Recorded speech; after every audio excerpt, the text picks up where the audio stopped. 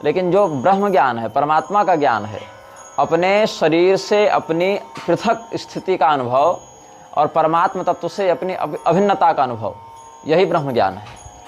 अन्नपूर्णोपनिषद में वेदांतियों के कई भ्रम बताए गए हैं। तो प्राथमिक भ्रम यही बताया गया है कि वह जीव स्वयं को ईश्वर से भिन्न मानता है और शरीर से अभिन्न मानता है, मतलब मानता है कि मैं शरीर हूँ। और यह भ्रम इतना गहरा है, इतना पुराना है कि यही भ्रम आपको शरीर में चोट लगने पर भी अपने आप में दर्द का अनुभव करा देता है। जैसे सपने में भूत देखने पर डर लगता है, सपने में भी सुख दुख का जीव अनुभव कर लेता है जिसका वास्तविकता से कोई संबंध नहीं है, लेकिन वह भ्रम इतना गहरा है कि वहाँ पर भी लगता है कि मैं डर रहा हूँ या मैं सुखी हूँ, जबकि उसकी कोई वास्तविक सत्ता नहीं, वो एक कल्पना मात्र है।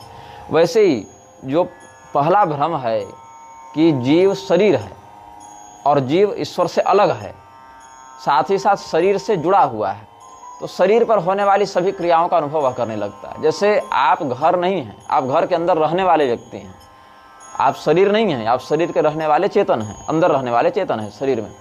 लेकिन यदि आप स्वयं को घर मान लें तो क्या होगा?